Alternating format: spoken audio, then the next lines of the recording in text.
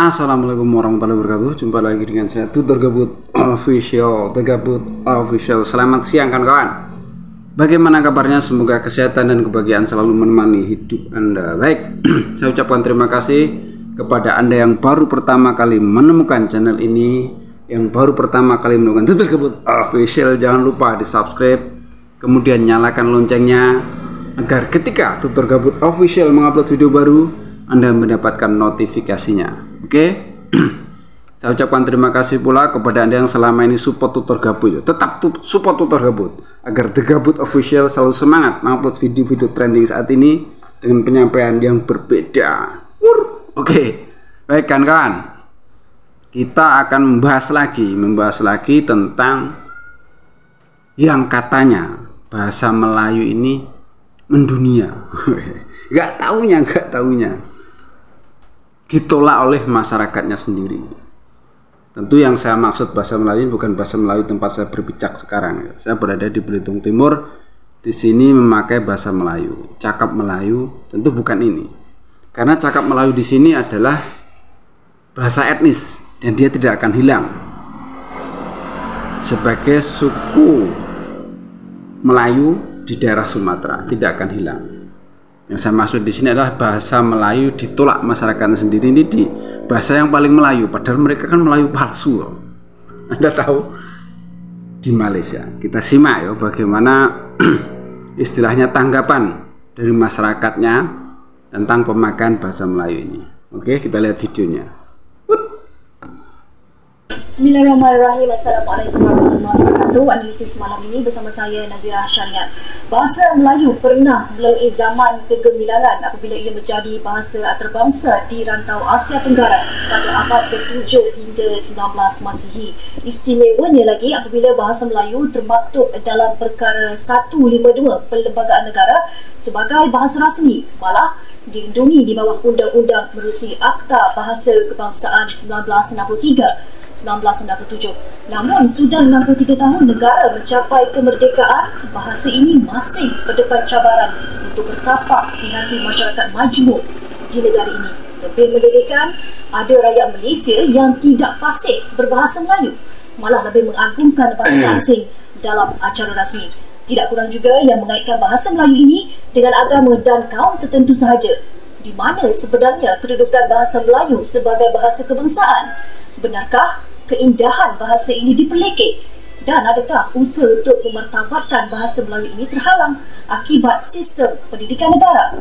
Segala persoalan ini akan dikupas dalam analisis. Baik, untuk membincangkan isu yang hangat ini iaitu 63 tahun merdeka, mengapa bahasa kebangsaan ditolak, bersama saya di studio ketika ini pengasas Pertubuhan Mualaf Berbilang Bangsa iaitu Saudara Firdaus Wong Waihu menerusi talian Skype yang dipastikan sini sudah berada di talian Skype.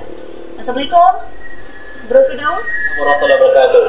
Baik, Bro Firdaus, topik kita pada malam ini adalah berkaitan dengan 63 tahun merdeka, mengapa bahasa kebangsaan ditolak. Jadi adil Datuk Prof kita mengambil pandangan daripada mewakili semua kaum pada malam ini. Jadi Bro Firdaus, saya ingin bertanyakan tentang kewujudan sekolah vernacular yang bertapak di negara sejak sekian lama, yang mungkin menjadi penyumbang kepada sifat ketidakterbukaan masyarakat majmuk terhadap bahasa Melayu. Jadi komen Bro Firdaus macam mana?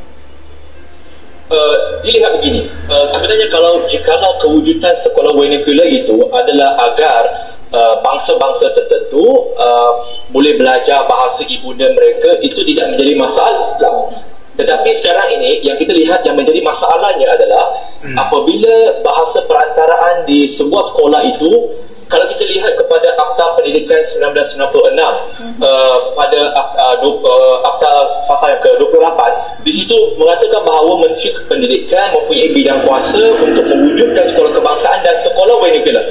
Ya, dan kalau kita lihat masalah pada sekolah vernacular ini pula diadakan pula fasa yang ke-17, iaitu fasa ke-17 menulis di situ bahawa iaitu Menteri Pendidikan diberikan kuasa untuk mengecualikan bahasa kebangsaan menjadi bahasa perantaraan di sekolah vernacular, dan itu yang menjadi masalah. Prof Siwa sebut, Datuk sebut dan sebagainya, dia tak ada masalah untuk belajar bahasa. Tetapi bayangkan apakah gambaran kita sebagaimana Prof Datuk tadi sebut tadi, bila kita sebut tentang rakyat Malaysia, adakah hanya sekadar IC-nya, lahirnya di Malaysia, paspornya Malaysia, ataupun kita ada identiti? Jikalau kita nak menjadi satu masyarakat yang cukup inklusif, maka saya percaya, kita lihat, saya ambil contoh, saya bangsa Cina kan, kalau nanti cakap bangsa lain mungkin resis, takkan Cina cakap Cina resis pula, tak jadi resis. Jadi apa yang berlaku sekarang, kita lihat contoh, saya sebagai orang Cina, okey, kenapa orang Cina nak apakah bahasa komunikasi mereka di situ, dan kenapa mereka kita kata orang Cina ini mereka nak belajar bahasa Cina sehingga mereka tidak mau belajar bahasa-bahasa lain, dan dari segi penguasaan bahasanya sekalipun. Dan kita lihat sekolah vernacular adalah di mana mereka berkomunikasi setiap hari, saban hari dalam bahasa Mandarin. Dan saya boleh kata ramai, saya tak mau kata semua, ramai yang tidak boleh berkomunikasi dalam bahasa Melayu dengan saya, orang Cina yang telah menjadi generasi kedua, ketiga ataupun keempat di negara tertentu, yang tidak boleh berbahasa Thailand di Thailand, yang tidak boleh berbahasa Jepun di Jepun, yang tidak boleh berbahasa Spanyol, berbahasa Perancis, berbahasa Inggeris di negara barat. Takkan jumpa. Walaupun mereka ada Dewan Perniagaan Cina dan sebagainya, tetapi orang Cina di situ tetap boleh berkomunikasi dalam bahasa kebangsaan. Kita rakyat Malaysia, maka bahasa kebangsaan kita adalah bahasa Melayu. Kenapa tidak mau belajar? Dan suka saya bawakan satu kajian apa yang tadi Prof sebut tadi lah, UKM, iaitu Profesor Sharon Canston, seorang profesor di Fakulti Antropologi dan Kajian Antarabangsa di Princeton, University di USA. Dia buat kajian tentang orang Cina di Malaysia, kenapa mereka tidak mahu berbahasa Melayu. Kerana mereka menganggap, pertama, iaitu bahasa Melayu, bahasa kebangsaan ini adalah warisan budaya Melayu semata-matanya. Masyarakat Cina di Malaysia, menurut kajian dia kata menganggap bahasa Melayu itu sebagai bahasa murahan, bahasa yang tak ada standard, yang hanya boleh digunakan di Malaysia saja. Saya bagi pengalaman peribadi saya, jikalau sesama Cina kami cuba bercakap bahasa Melayu, walau dululah, maka kita akan sebut, you Melayu kan? Cakap Cina lah. Seolah-olah, kenapa tidak boleh mengatakan, you orang Malaysia, bagus you cakap bahasa Melayu. Kenapa bila Cina bercakap dengan Cina dalam bahasa Melayu, mereka merasa janggal, seolah-olah kita tak berbangga menjadi Cina. Wahal ramai Cina pun tak fasih berbahasa Inggeris, menurut dan juga bahasa Mandarin. Profesor Sharon kata 25% daripada bangsa Cina di Malaysia tak reti berbahasa Cina, mereka berbahasa Inggeris. Tak, bahasa Melayu pun tak fasih, bahasa Cina pun tak fasih. Mereka ni macam mana? Jadi saya nampak sekolah vernacular itu menjadi antara penyumbang bila mana dijadikan bahasa perantaranya adalah bukan bahasa kebangsaan. Sebuah acara analisis yang mendatangkan narasumber yang diwawancarai tadi orang Malaysia dari etnis Cina. Dia berpendapat seperti itu. Dalam bahasa mereka tidak boleh itu artinya di bahasa kita tidak bisa, kawan. Tidak bisa. Seperti tadi dibicarakan bahwa ketika banyak khalayak rame, banyak orang datang di situ, dia tidak boleh bahasa Melayu. Maksudnya tidak bisa. Rata-rata orang tidak mempunyai kemampuan untuk berbahasa Melayu dengan baik. Seperti itu, kawan. Jadi di rata-rata penduduk mereka sendiri itu tidak menguasai bahasa Melayu dengan baik. Logikanya bagaimana mungkin bahasa Melayu bisa menguasai dunia, gitu toh. Ini sangat bertolak belakang dengan apa yang disampaikan oleh Profesor Awang Sarian, Alam Melayu. Dia pengen menganggap bahwa bahasa Melayu mendunia. Bagaimana mungkin? Karena kan di kalangan mereka sendiri, mereka tidak menguasai dalam keseharian berbahasa. Kenapa bisa terjadi seperti itu? Oke, kita lihat bagaimana toh istilahnya. Saya bacakan sebuah artikel atau kalimat sedikit atau istilahnya berita sedikit tentang apa jenenge sekolah di Malaysia dengan bahasa pengantarnya. Ada dua macam sekolahan. Yang pertama itu sekolah kebangsaan, itu bahasa pengantarnya bahasa Melayu. Kemudian yang kedua itu ada sekolah jenis kebangsaan. Ini maksudnya sekolah jenis kebangsaan, sekolah khusus ya. Jadi bahasa pengantarnya itu bahasa ibu atau bahasa daerah masing-masing. Bisa bahasa Cina atau bahasa Tamil yang ada di sana, Pak. Jadi seperti itu, kawan. Jadi ketika mereka dalam kehidupan sehari-hari tentu menggunakan bahasa mereka masing-masing, loh. Karena sekolah khusus tadi tidak menggunakan bahasa pengantar sebagai bahasa Indonesia. Ini bedanya dengan Indonesia, kawan. Bedanya dengan Indonesia. Kalau di negeri kita, seluruh strata sekolah dari TK sampai perguruan tinggi itu wajib menggunakan bahasa Indonesia. Wajib menggunakan bahasa Indonesia. Dan untuk bahasa daerah itu ada pelajaran khusus di daerah-daerah tertentu. Bahasa daerah, taruhlah di tanah Jawa, di Jawa Tengah, Jawa Timur itu ada pelajaran bahasa daerah, bahasa Jawa. Itu diajarkan dari SD sampai ke SMP, sekolah menengah. Di Sunda juga ada bahasa daerah, bahasa Sunda. Tapi bahasa pengantar sehari-hari mereka tetap bahasa Indonesia. Seperti itu kan. Bedanya begitu. Kalau mereka itu di sekolah kebangsaan itu bahasa pengantarnya bahasa Melayu, sedangkan sekolah jenis kebangsaan itu bahasa pengantarnya bahasa daerah masing-masing. Kan bedanya di sini.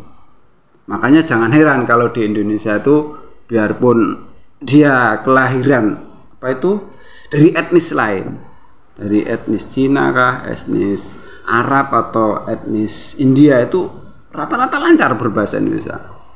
Karena wajib mengikuti pada waktu belajar itu di SD sampai perguruan tinggi, dia harus tahu bahasa Indonesia. Kalau nggak tahu ya gimana sekolahnya. Itu perbedaannya dengan bahasa Indonesia dengan yang ada di negara kita. Seperti itu, kawan. Dan kejadian seperti ini juga dipicu oleh kebijakan daripada Perdana Menteri Malaysia pada waktu itu, Mahathir Mohamad, 2003. Itu menganjurkan untuk sekolah menengah itu bahasa pengantarnya adalah bahasa Inggris. Akhirnya sekarang hasilnya kena. Mayoritas mereka suka menggunakan bahasa Inggris, bukan bahasa Melayu. Beda di kita. Karena kita kalau bahasa Inggris itu sebagai bahasa asing, dan itu tidak semua orang mau belajar. Kita mengutamakan untuk pembelajaran dengan bahasa pengantar bahasa Indonesia, seperti itu. Jadi sekarang mayoritas untuk mereka itu menguasai bahasa Inggris ya wajar, dari 2003 sampai sekarang hampir 20 tahun loh. Jadi bahasa Melayu dipinggirkan tuh wajar. Begitu sudah terpinggirkan, ada Pak Awang Sari itu toh, mimpi masa lalu gitu. Mimpi masa lalu tentang alam Melayu, pengen menggunakan istilahnya jargon serumpun, menginginkan agar bahasa Indonesia depannya diselipkan dengan kata Melayu Indonesia. Ya nggak bakalan mau orang Indonesia. Seperti itu, kawan. Dan juga tadi dijelaskan di video tadi ada istilahnya generasi ketiga, generasi kedua, ketiga, keempat dari orang-orang Cina yang tinggal di sebuah negara itu rata-rata menguasai bahasa kebangsaan. Tapi mengapa di Malaysia itu tidak bisa menguasai kebangsaan? Karena anggapan mereka bahasa Melayu itu adalah bahasa daerah, kebudayaan daerah saja, dan bahasa murahan. Seperti itu toh yang tadi dijelaskan. Seperti itu, kawan. Jadi istilahnya bahasa Melayu mendunia itu ya mimpi saja. Itu dulu. Sekarang sudah tidak bisa. Dari segi pemakaian saja masyarakatnya sendiri pada menolak. Bagaimana mungkin bisa mendunia? Logikanya kan begitu.